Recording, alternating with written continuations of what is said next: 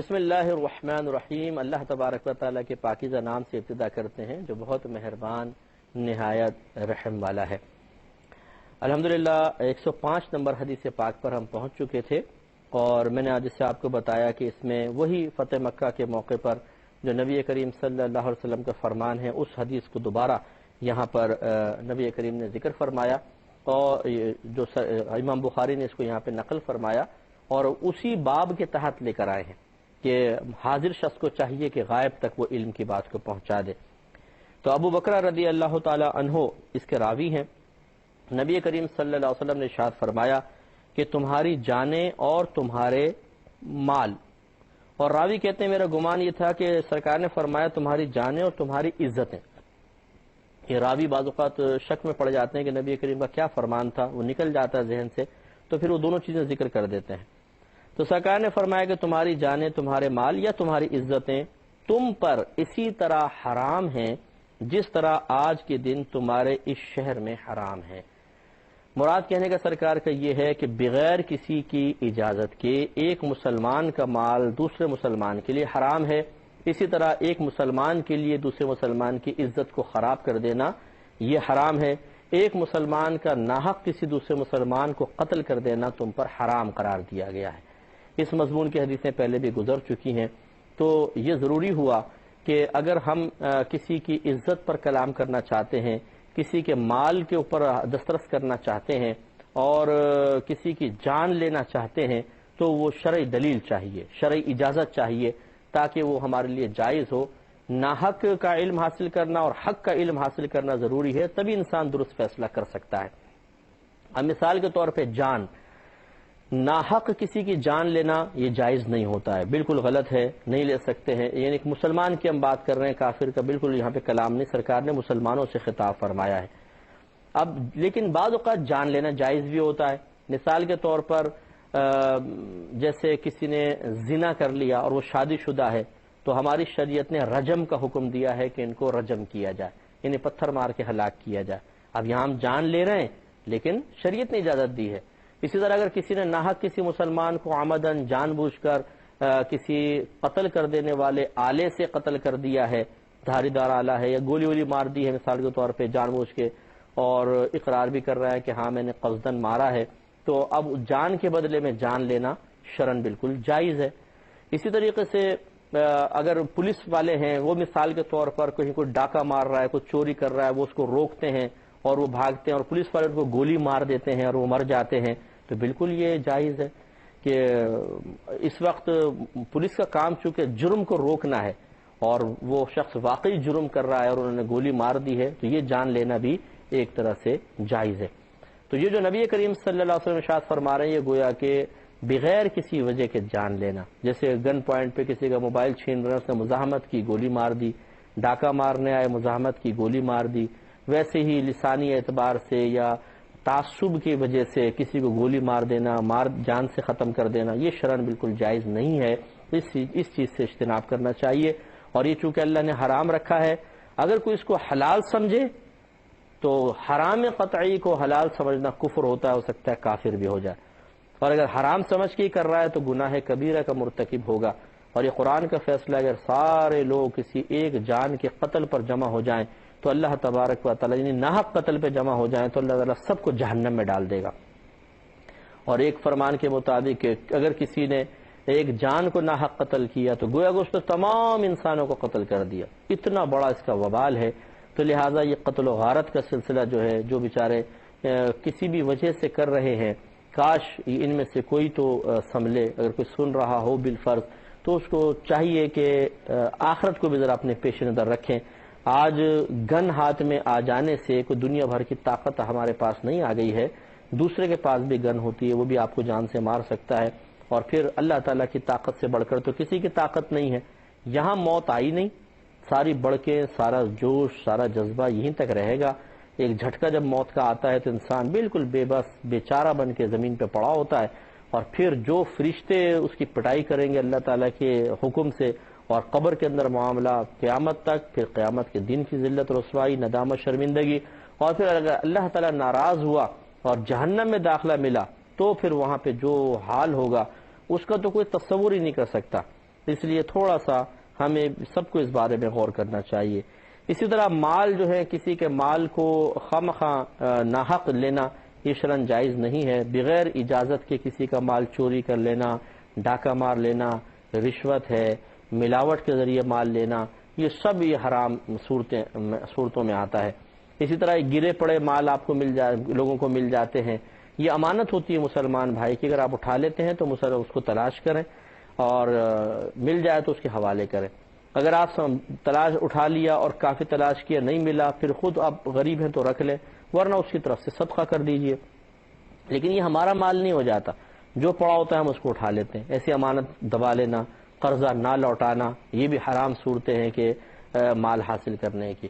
جائز صورتیں جیسے باپ اپنے بیٹے کا مال استعمال کرتا ہے، بیوی اپنے شوہر سے مال لے کے استعمال کرتی ہے، یا ہمیں یقین ہے کہ اگر اب سامنے والے کا مال اس کی اجازت کے بغیر استعمال کر لیں گے وہ ناراض نہیں ہوگا تو لینے میں کوئی حرج نہیں، پھر ہم کر سکتے ہیں۔ جیسے بے تکلف دوست یا بیوی شوہر کی جیب سے نکال لیتی ہے، بتا دیتی ہے جی میں نے لیا تھا، وہ کہتے ہیں ٹھیک ہے کوئی بات نہیں، اس طرح یہ شرعاً جائز صورتیں ہیں۔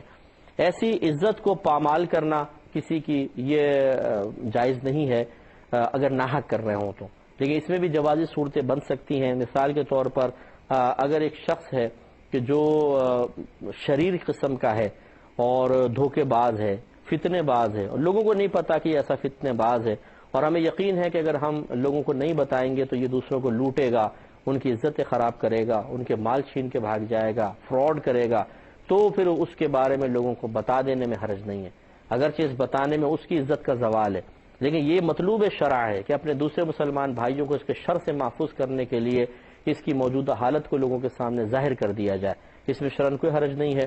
تو اس طرح کی تو کر سکتے ہیں، ویسے جائز نہیں ہے کہ جیسے خواتین میں خاص طور پہ ہوتا ہے خاندان کے اندر ایک دوسرے پہ الزام لگانا، جھوٹی باتیں کہہ دینا اور پورے خاندان میں معروف کر کے کسی کو بدنام کر دینا خواہ، یہ سب حرام صورتیں ہیں۔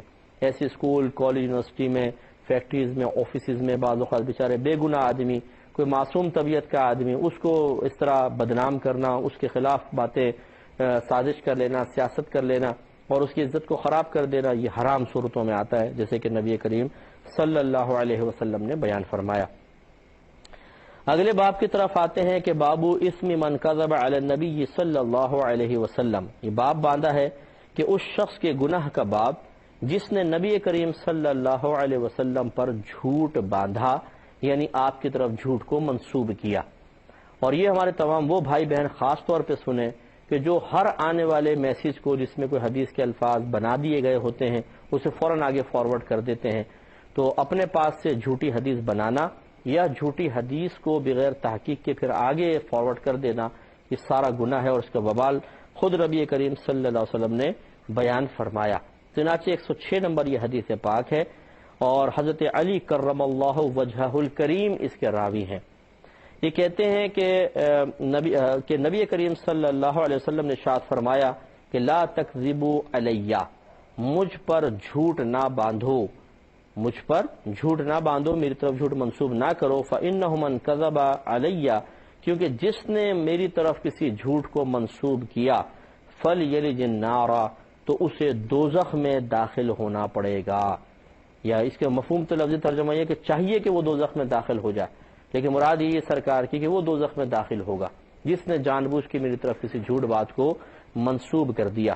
اس لیے یہ بہت احتیاط کریں، اصل میں لاکھوں حدیثیں ایسی ہیں جو جھوٹی حدیثیں ہیں اور لوگوں میں عام ہو گئی ہیں اور ہم تحقیق نہیں کر پاتے ہیں، اس کو بیان کر دیتے ہیں۔ اس لیے پہلے تحقیق کریں، کسی اچھے عالم اور مفتی سے معلوم کریں، پھر آپ آگے بھیجیں۔ اور یہاں تھوڑی سی میں وضاحت عرض کر دیتا ہوں، بعض اوقات لوگ ہمیں بھی میسیجز کرتے ہیں کہ اس کی تصدیق کر دیں کہ یہ حدیث صحیح ہے یا نہیں ہے، یہ واقع صحیح ہے یا نہیں ہے، موقع ملتا ہے تو ہم کر بھی دیتے ہیں، لیکن بعض اوقات مصروفیات بہت زیادہ ہوتی ہیں، کام بہت زیادہ ہوتے ہیں، توجہ نہیں رہتی ہے اور جواب نہیں دے پاتے ہیں، تو بعض لوگ کہتے ہیں آپ ہمیں ترغیب تو دیتے ہیں کہ کسی مستند عالم سے معلوم کرو، مفتی سے معلوم کرو، اور پھر آپ سے معلوم کرتے ہیں تو جواب نہیں دیتے ہیں۔ تو میرے پیارے بھائی، میں نے یہ تو نہیں کہا کہ مجھ سے ہی معلوم کرو، اس لیے کہ کام کرنے والے بہت کم لوگ ہیں اور عوام الناس بہت زیادہ ہے۔ خود ہماری کراچی کی آبادی آپ دیکھ لیں، تقریباً 2 کروڑ کی آبادی ہے، 2 کروڑ سے ابو ہی ہے، 2 کروڑ بھی لگا لیں مطلب 200 لاکھ، اور 200 لاکھ کو سنبھالنے کے لیے علماء کتنے آپ اندازہ کر لیجئے۔ تو چلیں 200 لاکھ سب دینی تعلق نہیں رکھتے ہیں، آپ ان میں سے 50 لاکھ لے لیں. ہمارا پروگرام کتنے دیکھتے ہوں گے؟ چلے لے لیں 10 لاکھ لوگ دیکھتے ہوں گے. ان 10 لاکھ میں سے ہم سے رابطہ کتنا کرتے ہیں؟ چلیں بالفرض 50,000 لے لیں. اب 50,000 افراد اگر رجوع کر رہے ہوں، آپ بتائیے ایک آدمی 50,000 کو کیسے سنبھالے گا، جبکہ وہ 50,000 کے روزانہ کی ضروریات مختلف ہیں. اس لیے ہم یہ بھی آپ کو ضمناً سمجھانا چاہتے ہیں کہ آپ ضرور علماء سے رجوع کریں، لیکن اگر کبھی رسپانس آپ کی مرضی کے مطابق نہ ملے تو مایوس نہ ہو. یہ نہیں ہے کہ یار معلوم کیا جواب ہی نہیں دیتے ہیں، فارورڈ کرتے ہیں یار دیکھا جائے گا. نہیں، ایسا نہ کریں. جب تک آپ کو تصدیق نہ ہو، آپ کا فارورڈ نہ کرنا یہ کوئی گناہ نہیں ہے، کرنا گناہ ہے. رک جائیے، پہلے تصدیق کریں پھر اس کے بعد. اور ہم آپ سے اکثر لوگوں سے عرض کرتے ہیں، آپ سے بھی کہیں گے کہ اپنا مطالعہ بڑھائیے، اچھی کتابیں پڑھتے رہیے، قرآن پڑھیں، حدیثیں پڑھیں، تاکہ آپ کو اندازہ ہو کہ قرآن و حدیث میں کیا کیا ہے. پھر آپ اس کو بیان کریں تو بہت اچھی بات ہے، ورنہ احتیاط کریں. اب اس سے ذرا وہ ہمارے بھائی اور بہن ذرا غور و تفکر کریں کہ جو نبی کریم صلی اللہ علیہ وسلم کی طرف جھوٹ منسوب کرنے میں ذرہ برابر شرم و عار محسوس نہیں کرتے ہیں. یہ میں نے زیادہ تر جب ہم کالج لائف میں تھے تو وہاں پہ یہ دیکھتے تھے کہ بیٹھ گئے سارے دوست مل کر، اب کسی بات میں بحث چل گئی. اب ایک آدمی اپنی بات کو پختہ کرنے کے لیے کہ یار میری رائے سب مان لیں، وہ چیز کو منسوب کر دیتا ہے نبی کریم کی طرف کہ سرکار نے، نبی کریم نے ایسا فرمایا. اب سارے ادباً خاموش ہو جاتے ہیں. اچھا اگر ایسا ہے تو چلو یار مان لیتے ہیں. اس میں ایک شخص کو وقتی طور پہ ایک فتح کا احساس تو ہوتا ہے، بڑائی کے احساس سے ایک لذت تو حاصل ہوتی ہے، نفس برتری کے احساس سے خوش تو بہت زیادہ ہو جاتا ہے، لیکن اس نے ایک جملہ کہہ کے اپنے آخرت کو کتنے خطرے میں ڈال دیا ہے، اس پہ ذرا غور کریں. ایسی یہ ٹرین میں سفر کرنے والے، کیونکہ کوئی کام تو ہوتا نہیں ہے، چلو یار باتیں کرتے ہیں، اس میں بڑی بڑکے مارنے والے بھی بیٹھے ہوتے ہیں. ایسی شادی بیاہ میں بھی کھانے میں دے رہے کیا کریں جی، باتیں شروع ہو گئی، اس میں پھر اسی طرح جھوٹ بعض اوقات منسوب کر دیا جاتا ہے. تو کوئی بھائی بہن ہمارے ایسے اگر سن رہے ہیں کہ وہ یہ سمجھتے ہوں کہ میں نے اپنی زندگی میں نبی کریم صلی اللہ علیہ وسلم کے بارے میں کوئی جھوٹ منسوب کیا تھا، تو انہیں اللہ کی بارگاہ میں توبہ کرنی چاہیے، اور ایسا ہرگز نہ کریں. شرم ادا کرنی چاہیے، اللہ سے توبہ کر لیں اور سرکار کی بارگاہ میں استغاثہ فرمائیں کہ یا رسول اللہ ہم نے غلطی ہو گئی کہ ہم نے آپ کے بارے میں جھوٹ منسوب کیا، آپ بھی ہمیں معاف کر دیجئے گا. اللہ تعالیٰ کی عطا سے امید ہے اللہ تعالیٰ آپ کی آواز، آپ کا پیغام نبی کریم صلی اللہ علیہ وسلم کی بارگاہ تک پہنچا دے گا. تو اللہ تعالیٰ اس پہ قادر ہے. تو اس طریقے سے کم از کم آپ وبال سے نجات حاصل کر لیں گے. اور آئندہ کے لیے احتیاط کریں، خواہ بخواہ کی مطلب اپنے پاس سے خود حدیثیں بنا کے صرف لوگوں کو مروب کرنے کے لیے ہرگز نہ سنائیں، ورنہ آخرت برباد ہو جائے گی. اگلی حدیث کی طرف آتے ہیں. اس میں یہ نبی کریم صلی اللہ علیہ وسلم 107 نمبر حدیث ہے، اور اس میں سرکار صلی اللہ علیہ وسلم نے اسی جھوٹ کے بارے میں ارشاد فرمایا ہے. یعنی امام بخاری نے وہ حدیث نقل کی اسی باب کے تحت، اور اس کے راوی ہیں حضرت زبیر رضی اللہ تعالی عنہ. یہ کہتے ہیں کہ میں نے یعنی ابن زبیر جو تھے، عبداللہ بن زبیر، وہ اپنے والد سے کہتے ہیں کہ میں نے حضرت زبیر سے کہا، یعنی اپنے والد سے، ابن زبیر ابھی ذکر بھی آیا تھا، انہوں نے اپنے والد حضرت زبیر سے کہا کہ میں آپ سے رسول اللہ صلی اللہ علیہ وسلم کی اس قدر احادیث نہیں سنتا جس طرح فلاں حدیث بیان کرتے ہیں. یعنی دوسرے لوگ بھی تو بیان کر رہے ہیں، آپ کیوں نہیں اتنی زیادہ حدیث بیان کرتے؟ اب والد صاحب نے جواب دیا، انہوں نے کہا بہرحال میں آپ سے کبھی علیحدہ نہیں ہوا. یعنی وہ کہتے ہیں کہ میں نبی کریم صلی اللہ علیہ وسلم سے کبھی علیحدہ نہیں ہوا، لیکن میں نے آپ کو یہ فرماتے ہوئے سنا ہے کہ جس نے مجھ پر جھوٹ باندھا وہ دوزخ کی آگ میں اپنے بیٹھنے کی جگہ بنا لے. لفظی ترجمہ یہی ہے کہ سرکار نے فرمایا کہ من کذب علیہ، جس نے مجھ پر جھوٹ باندھا، فَلْيَتَبَوَّأْ مَقْعَدَهُ مِنَ النَّارِ، تو چاہیے کہ وہ تیار کر لے اپنا مقعد آگ میں. مقعد کہتے ہیں بیٹھنے کی جگہ کو، اپنے بیٹھنے کی جگہ جہنم میں تیار کر لے. یہ لفظی ترجمہ ہے. با محاورہ اگر بنائیں گے تو اس کا مطلب یہ ہوگا کہ سرکار نے ارشاد فرمایا کہ جس نے میری طرف جھوٹ بات کو منسوب کیا وہ اپنا ٹھکانہ جہنم میں بنا لے، یعنی وہ جہنمی ہوگا. اب اس میں یہ بڑی نفیس حدیث پاک ہے اس بات پر غور و تفکر کرنے کے سلسلے میں کہ کسی صحابی سے حدیثیں کم روایت ہونا یہ ان کے نقص کی علامت نہیں ہے. معلوم ہوا کہ کبھی خوف خدا بھی ایسا ہوتا ہے کہ وہ کثرت سے حدیث کو بیان کرنے سے روک دیتا ہے. جیسے حضرت ابو بکر صدیق رضی اللہ تعالی عنہ کی صحابیت میں کس کو انکار ہے، اور انہوں نے کتنی باتیں سنی ہوں گی. لیکن آپ حدیثیں دیکھ لیں سب بہت کم آپ سے حدیثیں مروی ہیں۔ وجہ کیا ہے؟ یہ جس حضرت زبیر رضی اللہ تعالیٰ عنہ اپنا خوف بیان کرتے ہیں، انہوں نے کیا کہا کہ میں آپ سے کبھی بھی علیحدہ نہیں ہوا، میں اکثر آپ کے ساتھ رہا ہوں، لیکن جو کثرت سے حدیث بیان کرنے سے چیز مانع ہوئی ہے، رکاوٹ ڈالی ہے جس چیز نے، وہ یہ ہے کہ میں نے سرکار سے سنا تھا کہ جس نے میری طرف جھوٹ منسوب کیا وہ اپنا ٹھکانہ جہنم میں بنا لے۔ تو گویا کہ آپ کے کہنے کا مطلب یہ تھا کہ مجھے خوف ہے کہ ایسا نہ ہو کہ میں حافظے میں تمام چیزیں رہتی نہیں ہیں، تو میں ایسا نہ ہو کہ کوئی حدیث بیان کروں مجھے یاد نہ رہی اور اپنے پاس سے کوئی چیز شامل کر دوں نادانستہ طور پہ، اور نبی کریم صلی اللہ علیہ وسلم کی طرف جھوٹ منسوب ہو جائے تو پھر یہ وعید کا میں شکار نہ ہو جاؤں۔ اس لیے معلوم یہ ہوا کہ خوف خدا بعض اوقات انسان کو کثرت روایت سے روکتا ہے۔ تو چنانچہ امام اعظم ابو حنیفہ رضی اللہ تعالی عنہ پر یہ اعتراض اگر کیا جائے کہ جی آپ تابعین میں سے تھے تو آپ سے اتنی حدیثیں مروی نہیں ہوئیں، کیوں؟ تو یہ بیجا اعتراض ہے۔ امام اعظم ابو حنیفہ رضی اللہ تعالیٰ عنہ بہت صاحب تقوی شخص تھے۔ آپ کے تقوی کی ایک ادنا سی جھلک اس واقعے میں دیکھیے کہ یہ حدیث ہے، نبی کریم صلی اللہ علیہ وسلم نے فرمایا کہ جو قرضہ نفع کھینچے وہ نفع سود ہے، یعنی آپ نے کسی کو قرضہ دیا اور اس قرضے پہ آپ نے نفع لیا تو یہ نفع سود بنتا ہے۔ تو امام اعظم ابو حنیفہ رضی اللہ تعالیٰ عنہ ایک مرتبہ ایک جنازے میں گئے، جنازے میں تھوڑی سی دیر تھی اور دھوپ بڑی سخت ہو رہی تھی، تو کسی نے آپ سے عرض کی حضرت اس گھر کے دیوار کے سائے میں تشریف لے آئیے، ابھی جنازے میں تھوڑی سی دیر ہے۔ آپ نے فرمایا کہ نہیں۔ وجہ اس کی یہ آپ نے فرمایا مجھے یاد پڑتا ہے کہ اس گھر والے نے مجھ سے قرضہ لیا ہے، ایسا نہ ہو کہ میں اس کے دیوار کا سایہ لوں تو یہ سایہ اس قرضے کا نفع بن جائے اور یہ نفع پھر میرے نام اعمال میں گناہ کی صورت میں لکھا جائے۔ جو امام اتنی احتیاط اور تقوی کر رہا ہو، بتائیے اگر وہ حدیثیں اپنے تقوی کی وجہ سے کم روایت کرے اور اس پر پھر یہ طعن کیا جائے کہ اگر امام اعظم کے پاس علم ہوتا تو حدیثیں نہ ذکر کرتے، تو بتائیے حضرت زبیر رضی اللہ تعالیٰ عنہ پہ طعن کیسا ہوگا۔ اور انہی سے دائرہ ادب میں رہ کے کوشچن ہے کہ ابو بکر صدیق رضی اللہ تعالیٰ عنہ کے بارے میں آپ کا کیا خیال ہے؟ امام اعظم تو تابعین میں سے ہے، آپ تو صحابی ہیں، یار غار ہیں، سرکار کے ساتھ ہر جگہ آپ ساتھ ساتھ رہے، پھر اتنی کم حدیثیں کیوں بیان کی کہ حضرت ابو بکر صدیق رضی اللہ تعالیٰ عنہ کی علمی حیثیت کم تھی؟ تو اس لیے اعتراض کرنا بہت آسان ہوتا ہے، لیکن اس اعتراض کو ثابت کرنا بڑا مشکل ہوتا ہے۔